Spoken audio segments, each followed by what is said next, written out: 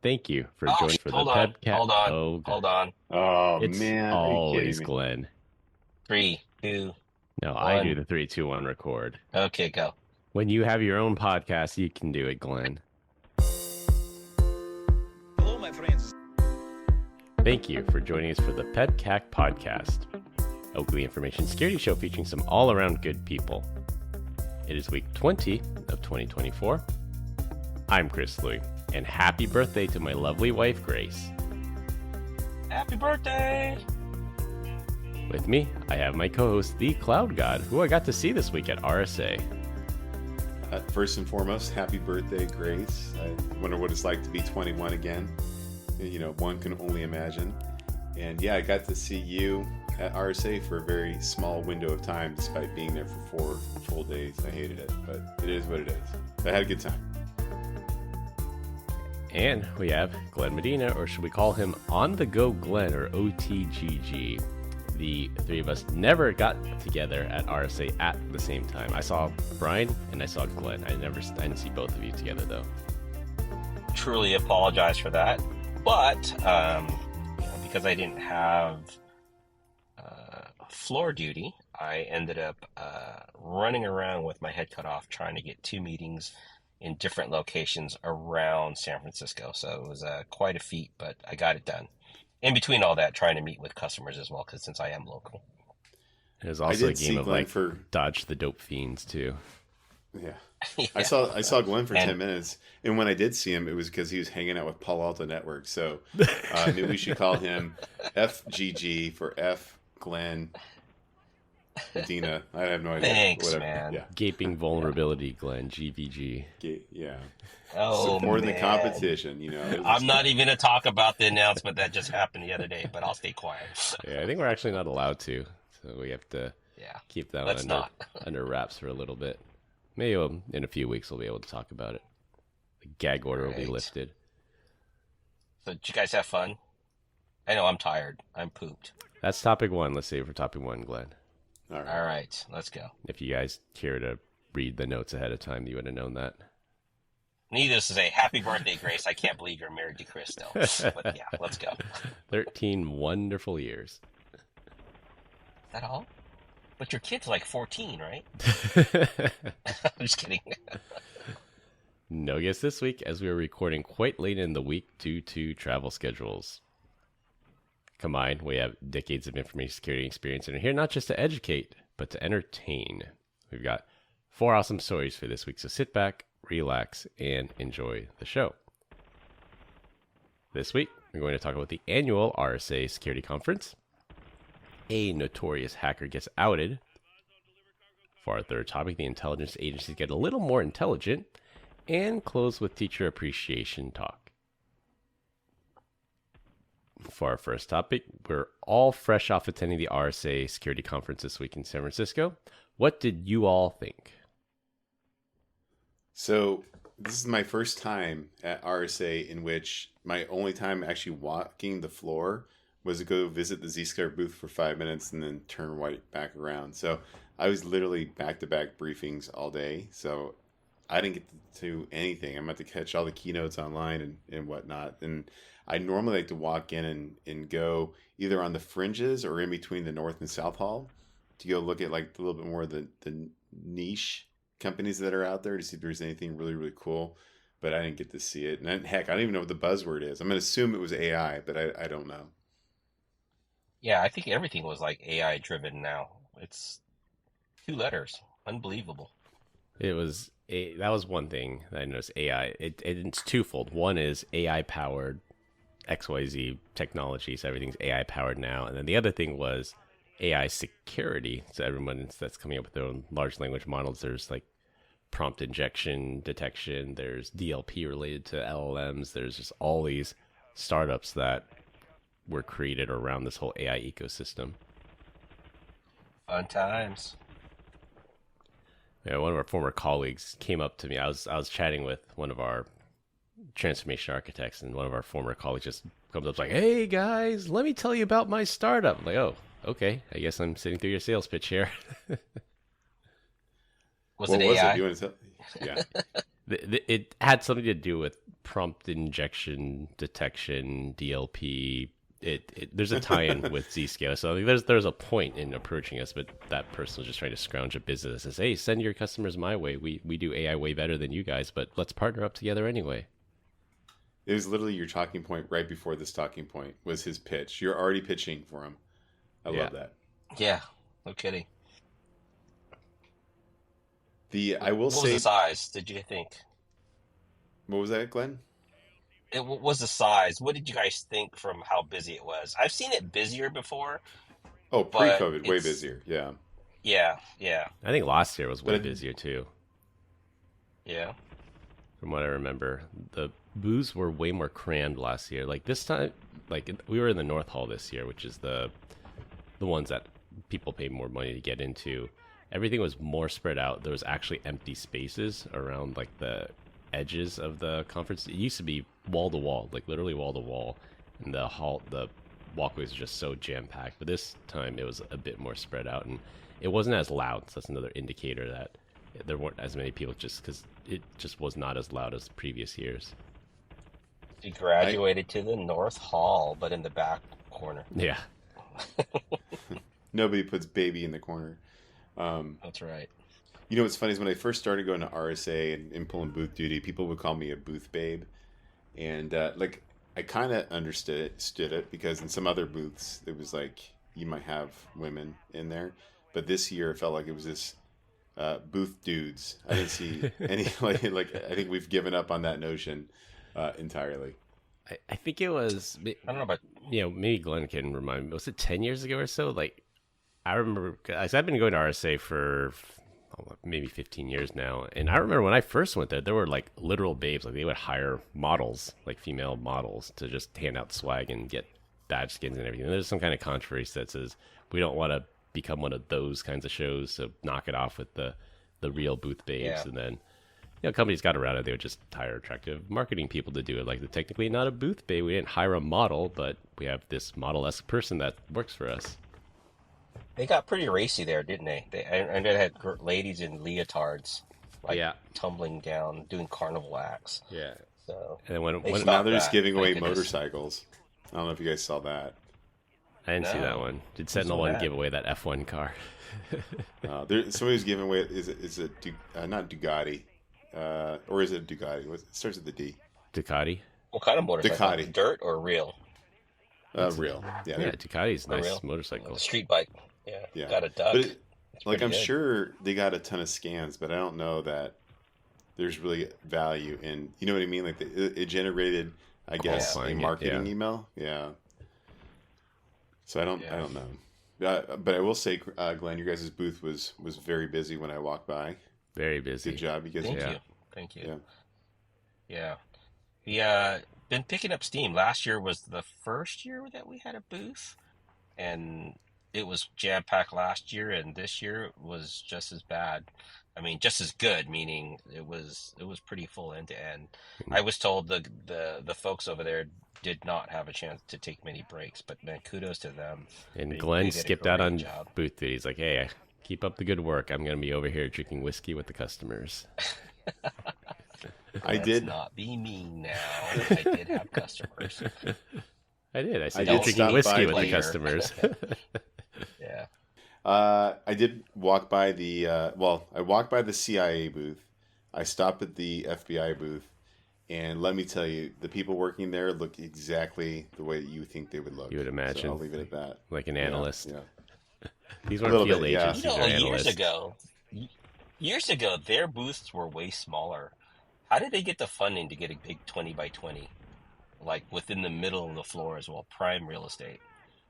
That is some serious taxpayer money right there. Oh, yeah, I think the U.S. government's finally prioritizing security. Like, even, I think it was last week, I want to say, or last month, that the White House just dropped this executive, I don't know if it was executive or something, that basically said they're lowering the bar on the physical requirements to become an agent in the intelligence agency, specifically focused on security. Or maybe it was like they dropped the requirement for a college degree, because there's lots of very talented people out there that skip college, but if you just say you have to have this piece of paper to get this job, and no wonder we have like 200,000 job openings and not enough people applying for it. No wonder now you can get a job, Chris. It's been your dream, right, to go work for them. No college degree necessary. Yeah, right. I'm too So old, I will, actually. yeah. On the note of the FBI booth, um, like if we did a compare and contrast FBI versus Wiz, right? Wiz was like a box of crunch berries, right? Like it was very much out there, a lot of things going on, right? And then if the FBI was a box of cereal, it was one of those boxes of cereal like when we were a kid, where it was a white box, black letters, cornflakes. You turn it over to the other side to see the ingredients. Just said the same thing as it said on the front, cornflakes. That's all it is. Like it was probably the most plain Jane thing I've ever seen in my entire life. But good for them. It's the old malto meal cereal. Yeah, isn't that Malto Meal? Isn't that a Walmart brand? It's a, I don't know if it's a private label. It's a generic brand for sure.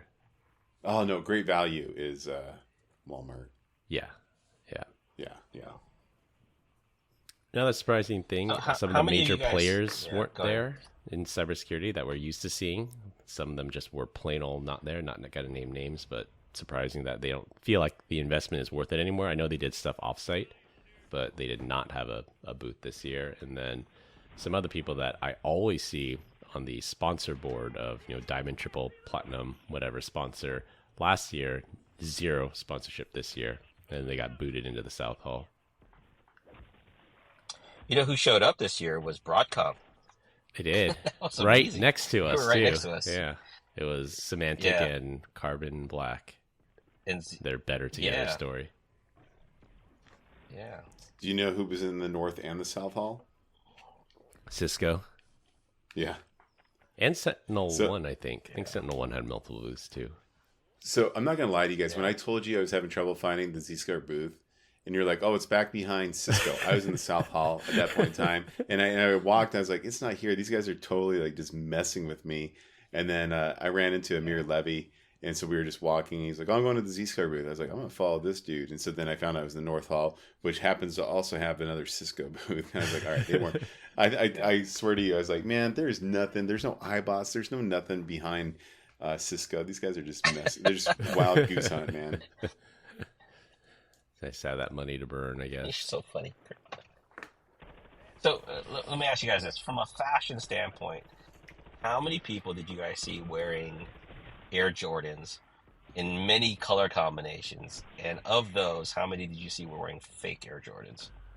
Like their company branded Air Jordans. You're like, oh, come on, that's not real.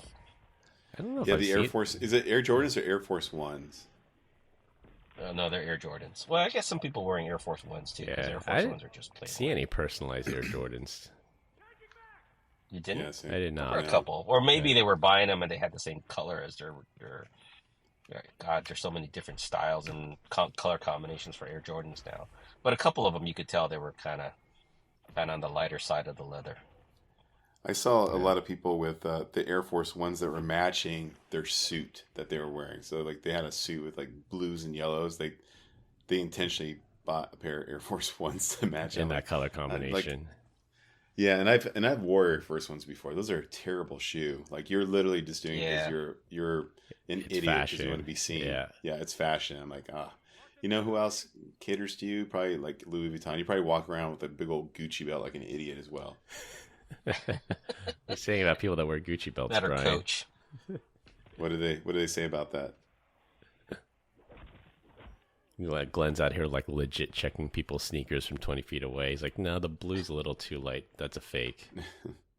It's hard to miss it when you're just walking around and it's like, God, does anybody have any style anymore other than wearing Air Jordans? And I tell you what, Michael Jordan doesn't wear those because he said those shoes made his feet bleed on his last time wearing them. Yeah, in The Last Dance. Yep, I remember that. Yeah. He's like, cut these things off. Did he even make it through the half? I think he wore it for the first half and didn't even wear them for the second half, right? I can't remember. I just know that he said his feet were bleeding. So Yeah. yeah. So I have anyways, I think this is everything we wanted to talk about. I do have a quick programming note that I think should be announced. No, I'm not quitting. I'm actually going to stay around, but I think we're going to start changing up to help alleviate the load from Chris, because he's always complaining that he's the producer and blah, blah, blah. I'm going to force us to go towards a different way of recording, and then I'll help with some of the post stuff. So we're going to move to Riverside FM to do it. And there's really two reasons. I think that the primary one is one to help out Chris. And then the second one is that it will record both audio and video. So for everyone listening, pretty soon, we're not going to have full length video podcasts. But I think we're going to start taking out some of the questionable things that Glenn is always saying, and making that a 30 or a 60-second snippet, and post it on Reels or something to help drive more listenership. So looking forward to that. All right, thanks for telling your producer about this major change to the platform. Anything I can do to help you, brother. Like, you're always complaining. Now I'm gonna lighten the load just a little bit. We're gonna have a good time. Which means it's probably going to be more work for you in the end, because I'm like, dude, you need to create like a PEBCAK Twitter and PEBCAK YouTube and whatnot. So it's all I need now. Yeah. I honestly think Chris likes complaining. It's just me. I think he does. He's okay with the complaining. He's a martyr. He's a big old crybaby. That's true. We already got the YouTube, and we got the Instagram account. So what other social media platforms do we need to hit? I guess we probably should create an official LinkedIn. We don't have a LinkedIn? Oh, yeah. Not for the podcast. All right. We'll get right on that. Let's see. The only other thing I would mention is everything's SASE. Every vendor coming out of the woodwork, every startup, they all have some kind of SASE story to it, which was the buzzword like 4 years ago, I think, but is somehow making a comeback now. The other thing I didn't notice any other enterprise browser. Yeah, no Talon, no search security, no. Yeah, no. I think you're the only ones. Yeah, they just know better. Google had a booth there, but it was Google Cloud Security, not their Google Managed Chrome. Yeah. I think they're still on the AI kick, though. I did see somebody with a Microsoft security vest on, and he was resting his laptop on top of his luggage while standing in line checking into the hotel. I was like, this dude's an idiot. So he has a lot of confidence. Yeah, he had a lot of confidence in that setup. Stand. And say I saw him from the side. I was like, oh, this guy's stupid. And then I saw his shirt and I was like, he's really stupid. Just kidding. That was a joke only. I'm sure you're a smart person. We love our Microsoft. I couldn't tell if it was a Mac or a Windows. But if it was a Windows, I bet you he didn't care if it fell or not. He just get a new one. He was running Google Chrome. Yeah. All right, for our second topic, this will be our ransomware story of the week. The secret identity of the alleged leader of the LockBit ransomware gang, known online only as LockBitSupp, has finally been revealed. In a countdown that looked more like a rare sneaker drop, the UK's National Crime Agency, their NCA, posted a 24-hour countdown time to when they would reveal his true identity. It was actually, they said 24 hours, come back for a surprise. Everybody pretty much knew that this is what they were going to reveal anyway. For years, LockBitSupp flew under the radar and his identity was never compromised.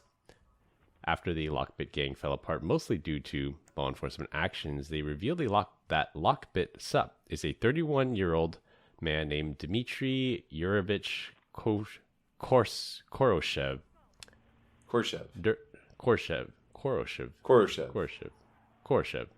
Hyundai. Tesla. During his tenure as leader, he extorted over 2,000 organizations and amassed payments of over $500 million in ransoms. LockBitSupp is believed to have made more than $100 million, as he typically took about 20% of those ransom commissions for himself. The U.S. and Australia issued an indictment and sanctioned Koroshev. While we know as long as he stays in Russia, he will never be caught or prosecuted. However, everyone now knows he has $100 million, so that makes him a very attractive target for mobsters and government officials wanting their pound of flesh. Some good old street justice might be in order here. Dude, that's insane. 100 million in Russia. Yeah, 100 million US in Russia. Oh, He can just be the president of the country now. That kind of money. Yeah. You know what's really going to happen? He's going to get drafted and thrown into Ukraine. He's Just right going on into the the old front meat lines. grinder. Yeah, Yeah. he'll be on the front lines. and then, Just another name in and the then dirt. Putin's going to take his money. I'll say for a fee, we'll keep you on the back lines, but otherwise you're going straight to the front lines. I don't know about you guys. I like a good true underdog story. I think he made it. He came from the slums. Now look at him. Yeah, he's a 100 millionaire. So VX Underground, I guess, did some digging into this. Now that we know who he is, they did some OSINT and checked his social media feeds and everything. So he's relatively young, 31 years old. He likes sushi and Cheesecake Factory. I didn't even know they had Cheesecake Factory in Russia, but apparently they do. Drives a Mercedes, does not own a yacht, doesn't live in a mansion, doesn't live in New York City. I don't know why anyone thought this person would live in New York City. Apparently he's into gardening, has some nice suits, has lots of money, but has the hard time laundering it, owns a couple of business, plays pool, big fan of Apple products. It is like a real autobiography of this guy online now. This a pseudo Andrew Tate? No, because Andrew Tate actually owns a yacht too, doesn't he? And ask Brian, he's the Andrew Tate fan of the three of us. Yeah, I don't know. All I do know is, like, I'm not surprised to hear that he doesn't own a yacht. Like, who wants to own a yacht in the North Arctic Ocean? Like, you know what I mean? Like, I'm pretty, unless, is Crimea part of Russia? It is now. Well, it depends on. Depends. So who you're asking. I guess they're not totally landlocked from a desirable ocean, but yeah, I can't see him doing that. I mean, to go through hell to get there, so hell no. Yeah, Red Sea. There's some bodies of water you could potentially have a yacht. Well, like all those Russian oligarchs all had yachts. Maybe they're all in the Red Sea. It's not frozen all the time. Dr. Zero Trust. That guy's an idiot. And that he's not joking about. I'm just saying, if you're gonna wave someone's flag, you might as well just let them know it. Yep, it's true. At least we caught. Well, we haven't caught the guy yet. So there's this guy, and then there's the other guy. I didn't know this about. Do you guys remember Wirecard, that payments processor company from maybe a couple years ago that ended up being a gigantic fraud?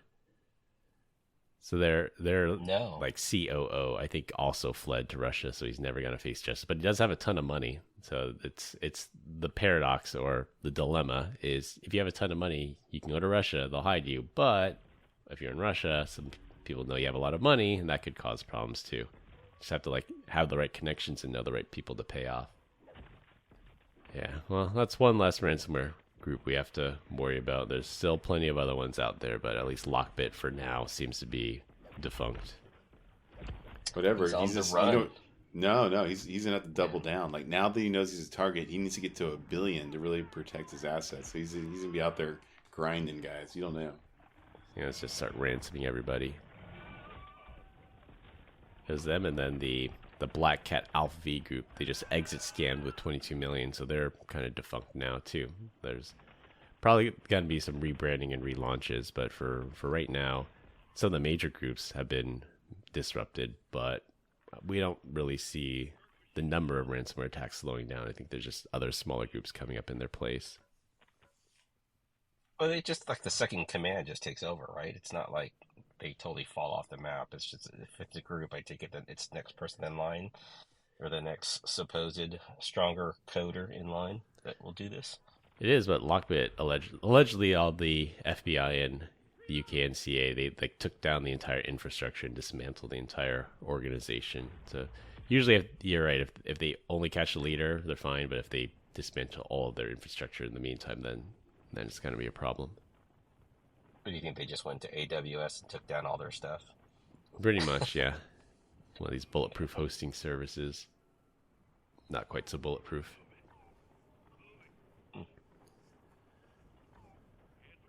For our third topic, this will be our ChatGPT story of the week.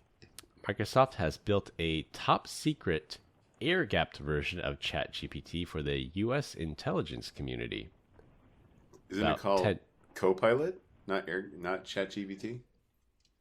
They use the ChatGPT engine. They might have wrapped it in Copilot, but they're calling it like GPT-4 for governments or GPT-4 for spies or something like that. Only about 10,000 people in the intelligence community have access to the ChatGPT for spies.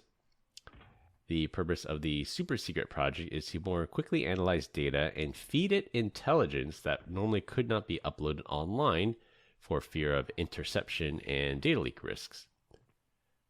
For example, if you feed the GPT model financial data for multiple entities, you just ask it questions to make inferences about who's paying who and to detect anomalies, something a trained analyst would typically need to do. There's always the risk that the LLM can hallucinate since it's not connected to the internet. It's a great tool to have, but I think it will have to be backed by humans so you don't get into this war games or this Mission Impossible, that new movie scenario when the AI tries to just kill people. So this is aren't all those models air gapped? That's a dumb question. They're not constantly being fed, right? You build them and they kind of cut it off from the rest. I think that was true of GPT-3 when OpenAI originally launched. They only had knowledge up till 2021. I think the new GPT-4 models have access to the internet now. That's terrifying. Dangerous. But of course, it's like just the quote unquote good guys get access to this. So like they get the version of ChatGPT with no guardrails, which is what we should get, right? Like I think that we should, but at the same time, I'm like, hell no, we should not have that open to the general public. But it's one of those things that like we knew it was possible, and now we're starting to see that.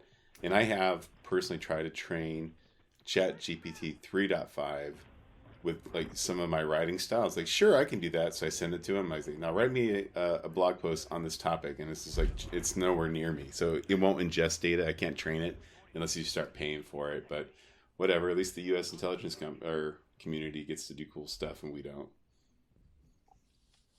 They remove the guardrails. We should invite ChatGPT to our podcast. That'd be funny to have an entire podcast in just GPTs talking to each other. Have ChatGPT and Copilot, and who else is the other one? Bard, Gemini. All talk together. Yeah. Grok. That'd be funny.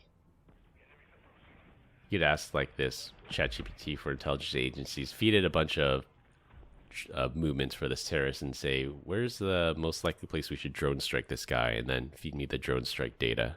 Like just have everything just automated. That's scary.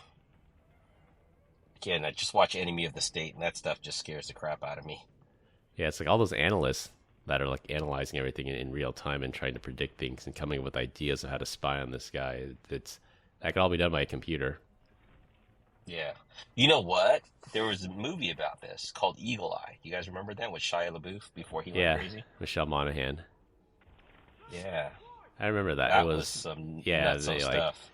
Intercepted this instrument, put some kind of bomb in the instrument, and the instrument was supposed to explode at a very certain point, and it was supposed to trigger like a chain reaction of events. I vaguely remember that movie, but yeah, that could be the future. Basically, AI deemed a whole bunch of people just enemy of the state type stuff. Yeah. So it was doing it for the good of mankind. So So I was just going to ask, so if I upgrade to GPT-4, do I have access to the internet through that lens? Or is it just certain? So. I forgot if GPT-4 has access to the internet or if it's a more updated date, but one of the GPT models does have access to the internet now. I don't know if it's 4 or if it's like 4.5, if there's even such a thing. So for $25 a month, you get team version of it, plus is $20. I just want one that I can train myself. You should get the local version. Like you could download a local version of it and then train it on your own laptop or your own computer. I'll give it a shot, see what it comes up with. Yeah, my favorite thing about try as well. Microsoft Copilot is like sometimes I'll ask it a question and you can say it says searching the internet or it says searching something. I'm like, why are you searching for anything? Like you're supposed to be thinking. Yeah, they just typed your search query into Bing and it's just going to read you the result. Yeah. Bing bong. Yeah. F your life. Well, thankfully, this ChatGPT for spies is air gapped, so they can't be launching nukes or concocting plans to kill people. They would actually have to trick somebody. It had to be some kind of AI social engineering to trick a person into doing something that they shouldn't be doing, like feeding them bad intelligence or something. Yeah, literally on Copilot it says searching for results, and then it came back and was like, I said, "Who is Brian Deach?" So this is the Microsoft one. No, it actually. So ChatGPT 3.5 doesn't say. It says as of 2022. I don't know who that dude is. Yeah. Copilot came back and hit me up right off the bat. It was just like, oh, technology security guy from Zscaler. So, and then a legal. Nice. Yeah. Three Brian Deaches. The second one was a lawyer who I've actually talked to before, and the last one is the guy that does photography, which is not me. The lawyer we know is still using your email, right? So. For his retirement accounts. No, that was with the domain that is not Brian Deach, so it was a different domain. Oh, okay. The Brian Incorporated domain. The other day, I asked I never use Siri because it's just not good. So the other day, I was curious, and I had a simple question. I think the question was, if I'm a U.S. citizen, do I need a visa to visit France, in 2024? That seemed like a pretty easy answer to find right away. And I asked Siri this, and then Siri just came back. He's like, okay, I found this on the web. There's just a whole bunch of links that I had to read through. And I just said, this is why Apple's losing the AI wars. Like, I could ask ChatGPT this. I could ask Gemini this. I could ask Llama this. And they give me the straight answer. No. The answer is no. You don't need a visa this year. You'll need one next year. But, yeah, just Apple is really, really behind on the AI game. When you weren't looking, I looked at your search history on like Siri, what you've asked, and you're like, Siri, tickle my balls. I was like, sure, lay down, put the phone underneath the balls, and it will vibrate. And that's what you do. That's what you get from putting your phone down in front of me. You're gonna have to obviously edit that one out. I love that Glenn's like, what? Or I'll leave it in, Brian. Beep. Yeah, and I know that Apple. I think Google actually approached Apple to say, just put Bard or Gemini in your phone, and then we'll integrate it seamlessly. So Google gets more search results data on users. Apple doesn't have to spend billions of dollars to develop their own LLM. Technically, it's a win-win. But I think with the Apple, I think they said with their M4 chip, which they just announced in the new iPads, and then probably the new MacBook soon, they said they're going to have like specific AI cores in there. So I know they're cooking something up because Siri is just awful.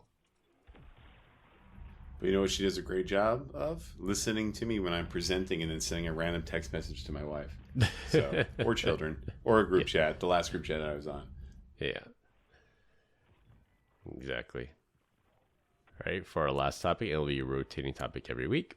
This week, we're going to talk about National Teacher Appreciation Week, which happens to be this week. What was that one teacher or something a teacher said or did that you've never forgotten? Yeah, so mine was back in high school. Go ahead. No, please. This is going to be a good one. Would she tell you, Brian, that she loved you? Didn't want you to Mary graduate. Kayla Turno. Yeah, that would be. I was homeschooled, so this is really weird. So, just that would be really weird. Yeah. So I was, back in high school, I was a somewhat problematic kid, and my coach, he was very authoritative, and he would challenge us to get better is for the basketball team. And so I was constantly, challenging his rules and priorities. And eventually my behavior led to me being kind of dismissed from the team. I was forced to, confront, my attitude and my choices. And eventually I humbled myself enough to, go back, talk to the coach, and, recognize the value of like the true discipline and teamwork. And so I reconciled with him, and we ended up winning state championship. And I just remember the one quote he had was like, our deepest fear is that not that we're inadequate, our deepest fear is that we are powerful beyond our measure, which 100% of this is bullshit, because that's just the synopsis of Coach Carter. So I don't know if you guys were catching on to that or not. Nice. Just describing a movie. I don't have any teachers. I can't remember any teachers, so I just did a plot line to Coach Carter instead. Yeah, it's like when you were walking home from school, and this white lady pulls up in the car next to you and says, "Get in the car, get in the car." That's from The Blind No. Side, Sandra Bullock. Oh yeah. Oh yeah, Blindside, yeah. I should have done that one as well. Yeah. Or the plot line to either maybe Toy Story or Finding Nemo. Yeah, you're separated from your dad, and he crossed the ocean to come find you. One teacher I remember was Mr. Mo. His first name was not Lester, but Mr. Mo. He was my high school computer teacher, and he kind of just like took me under his wing. Like even after that class was over, I was his TA, his teacher assistant, and helped him out. And what I remember about him though is he recognized my ability with computers and wanted me to focus on that, and cultivated that. And then he really pushed me to go to Cal Poly. That I actually probably hadn't heard of that school before he introduced it to me. And then sure enough, when it came time to apply for college, he was there rooting me on, and eventually I would go to that school, and that's where I got my degree. It's where I met my wife. So I think that was a life-changing moment when he helped me out there and really tried to push me to go there. He was the architect of He was the architect. entire life. Yeah. Just those Man, that's awesome. small decisions, the small things that people done to get you where you are. This blurred out thing is not looking good. Yeah. Well, good so old Mr. Mo Lester. Shout out to Lester. Mr. Mo. Yeah. Mr. Mo Lester. He's still around. Yeah. And I'd say there's another teacher another high school teacher, Mr. Sarah. And he was a cool teacher. He actually literally wrote the book. He was a math teacher. He wrote the book. We all use his book, and he was one of the guys that I guess taught me to bend the rules a little bit, because I vividly remember this story from high school. This is decades ago. I remember there's this girl in class. She was having a rough day, and I think she had like a really bad headache or something. And for some reason, she couldn't go to the nurse's office. So the nurse wasn't there, or she couldn't go home. So this girl's like begging for like headache medicine or something. Then the teacher says, "Well, I can't legally give this to you." Like he kept a bottle of Tylenol or something in his desk. Like I can't legally give it to you because you're a minor and parental consent, all that stuff. So I can see you're in a tough spot. You're in a lot of pain. He's like, "I'm going to leave this bottle on my desk, and I'm going to turn around. And if you take something from it, I can't stop you from taking it." So it's like, okay, he did the right thing, even though there's all these rules around it. And then I kind of just took that. So I took that, and years later, when I was the tech support manager at a company, and it was like Friday. It was like 2:00 on a Friday. It was a really nice day, and like Fridays are always dead for us anyway. And I didn't have the authority to release my employees. So, but I had asked my boss, and like, no, if your butt has to be in the chair 8 hours a day. That's what we pay you for. If you're not in the chair, we don't pay you. So I'm like, all right, whatever. So I just told my team, I said, hey, I can't legally tell you can go home or go to the beach today, but if you go to the bathroom and don't come back, I'm not going to send the search party out for you. And then just everybody took off after that. Did someone drown in the toilet? So what? Did anybody drown in the toilet? Well, yeah, they never came back, but they were back on Monday. Yeah, so those two teachers, I think, that made. I mean, I'm sure there's tons of other teachers. Oh, I'll let Glenn go before I actually tell my next story. Well, I don't have any inspiring stories like you guys all. I had one that inspired me to not listen to him and do my own thing, and in spite of him, actually do better. So I had a counselor that learned that I was going to join the military. And he told me, "I can't believe you're going to do that. That's such a waste of. You're going to be nobody. You're gonna, it's no one does well in the military. Blah blah blah blah blah." And I just kind of looked at him like, my dad joined the military. My father, my uncles, and joined the military. How dare you talk bad about the military? That's just not a good thing to do. Yeah, you're a military family. In spite of that, I joined the military. Yeah, in spite of that, I joined the military, and here I am today. I'm still a loser, so yeah. Guess he was right, Glenn. I guess he was right. He was right. He was right, yeah. But you're a loser that serves, so that makes you cool. It does. I'm a loser that serves, so I have military rights. There you go. Veterans rights, excuse me. Yeah. Honorable discharge. Wouldn't look back. Yeah. For those of you that want to or think about joining the military, don't know necessarily what you're doing, it's a good place to go to learn manners. I can tell you that much right now. Manners and being on time, just good old things that you should learn from the get-go. Life right? skills. How to walk, how to talk. Yeah. How to wake up. One guy today, I was on a plane today, and this guy had clearly passed, when you board and then you realize you're in the wrong seat or seat number. And he was just bogarting his way up, fish swimming upstream, not saying excuse me, and was staring at everybody like they were the dumb ones. It's like, dude, and then realized that he was still wrong and needed to go to the back of the plane. And it's like, you get no reason to say excuse me, pardon me, and was just an idiot the whole time. I don't know if anyone's listening. Please be polite. Just treat others the way you want to be treated. Yeah. That's all I gotta say. Golden rule. Yeah. So out of curiosity, I lost my entire train of thought. Never mind. My last story was related to what you were going to talk about, Glenn, is that there are teachers that were inspiring and pushing you to be the best person you can be. And then there's these teachers that tell you you're never going to amount to anything, and they push you in a different way. They push you in a way that says, "Oh, I'm gonna prove you wrong." And I've had some of those teachers along the way that would say I would never amount to anything, I don't try hard, and that I would never accomplish anything. And that's one of those things you think back and say, well, I could give up here, but I actually have a lot of people to prove wrong, so I'm just gonna keep going. That's right. Screw them. I just realized what I was going to say.